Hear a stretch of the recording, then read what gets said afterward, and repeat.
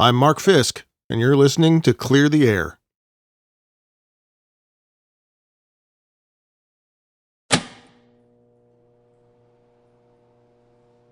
Hello, I'm Mark Fiske, and thank you for joining me for what is, in full disclosure, the longest episode of Clear the Air. And in that regard, I'll say, maybe as a reminder, this is all happening in what I hope is the service of addressing misconceptions that exist.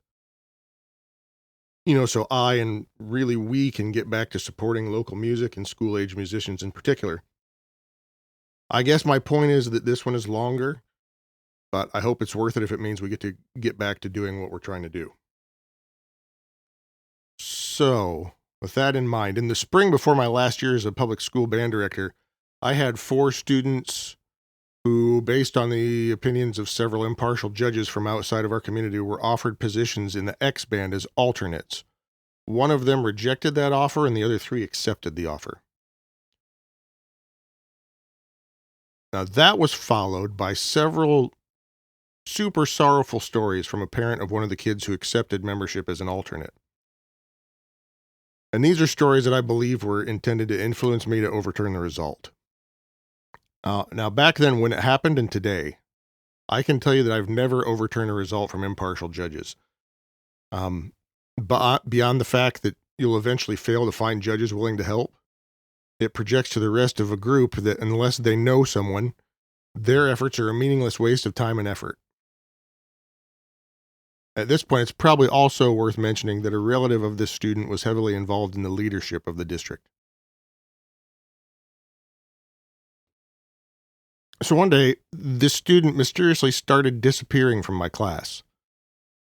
And then one other day, one of my other students was called into a meeting with this student and the building counselor under the 100% false pretense that I had reported, quote, issues with attitudes, unquote. Now, fortunately, I had earned enough respect from this other student to have apparently also earned the benefit of the doubt in that case. And I was asked why I had asked for that meeting. That student didn't appear to have been uncomfortable by the meeting, but pointed out that while the students agreed in the meeting that all of their conflicts had been resolved as they walked away from the meeting, the student I was talking to observed that they were being blocked by the first student across all the social media that they shared. I took issue with the claim that I had anything remotely to do with requesting that meeting, and I immediately made the building principal and counselor aware of this. There was a clear violation of ethics in making that claim.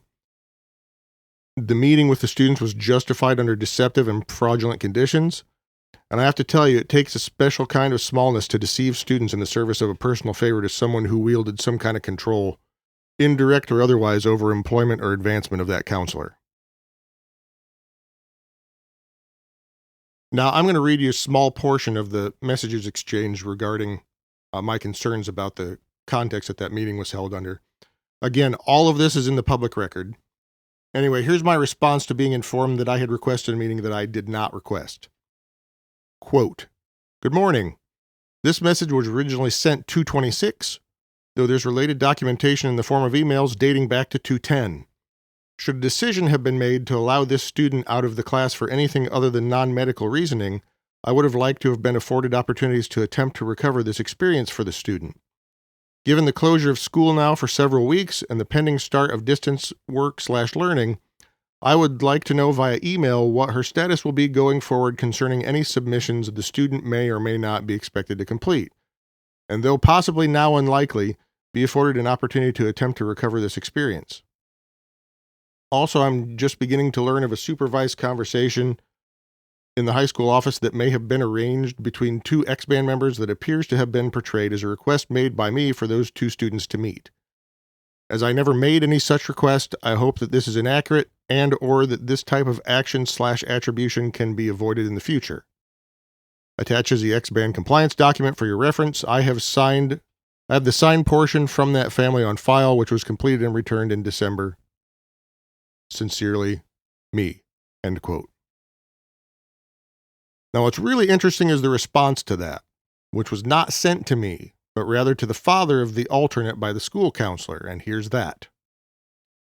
Quote, FYI, as a result of an email within the last hour sent to me and the principal, It might get ugly on our end, but my plan is to keep the student out of it and myself out of it as much as possible.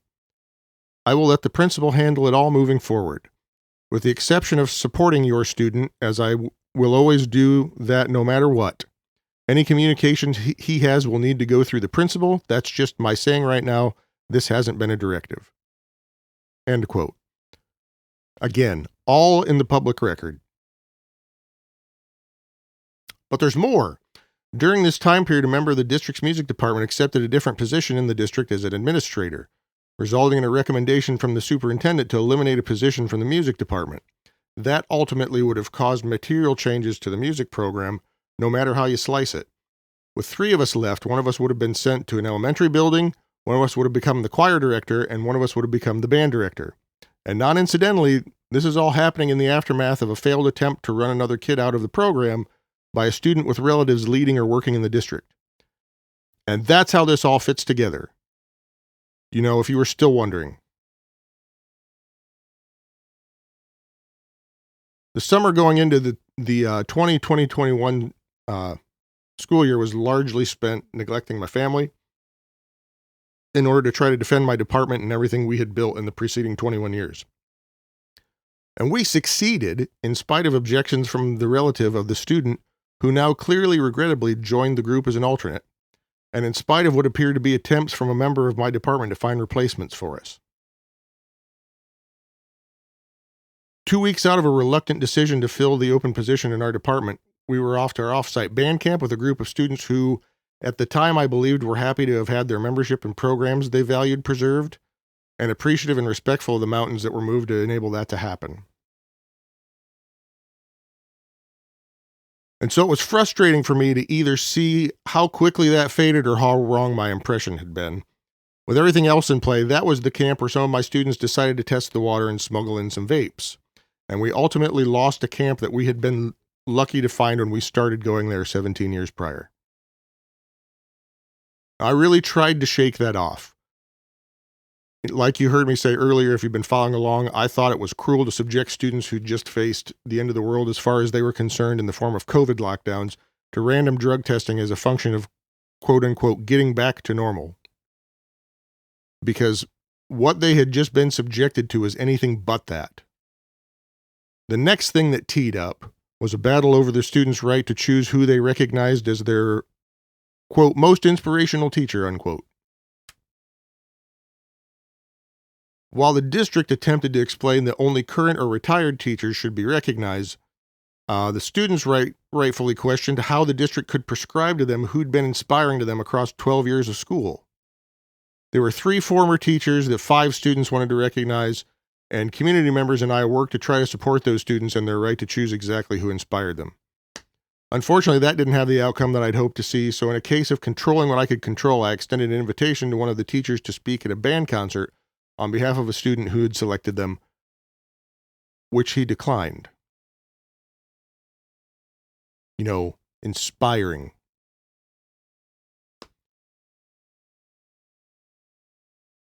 Now, regarding that, eventually I was told there was a teacher who was known to have, on occasion, dated recently former students who had selected them to be their inspirational teacher. What was inspiring to those students? I don't know. I hope not. To have gone through all that just to learn that might have been the case was a real sucker punch, but remember, high school kids are still kids where thought processes are concerned, and you have to forgive a lot of that. It's the adult in that case that should have been making vastly different calls. Now, concerning the inspirational teacher recognition, honestly, I never believed in that program. School districts don't seem to have any trouble identifying outstanding athletes, and the really good ones are pretty good at identifying exceptional classroom work. But doing that opens a door to complaints from parents that their kid was overlooked. I always thought that a solid response to those complaints would be acknowledging that it's true that not everyone can be exceptional in academics or athletics, and then recognize kids for being inspirational. Those kids are out there. In my classes, they were the ones that broke tense moments with their sense of humor or reinterpreted something that I was failing to get across in a way that someone who was struggling could understand. You might remember back in episode 3, I rattled off the names of 30-ish talented accomplished students, and that's a lot of them, but not all of them. But my last year, there was one that was the best I'd ever seen. And that included arranging music and learning a new instrument every couple of weeks. I vividly remember a conversation with that student who was absolutely equipped to successfully earn a music degree and probably make a decent living as a performer, who said, "Music is how I express myself, not a job." And that landed like a ton of bricks, because considering everything else, that I've mentioned up to this point and everything else that's going to follow, I tended to forget that part sometimes. And on the day of that conversation, it had been way too long since I had personally looked at the subject I was teaching that way. That was inspiring to me. So yeah, those kids are out there. And schools can do a better job of acknowledging that. Anyway, that battle and outcome ended and transitioned right into other ones that involved my students losing important milestones and my attempts to try to restore or preserve as many as I could. Eventually, I needed to give myself a week or two to catch my breath, and I noticed that my students were coming apart. I grew up with a friend who would sometimes lie that on the surface appeared to be for no reason.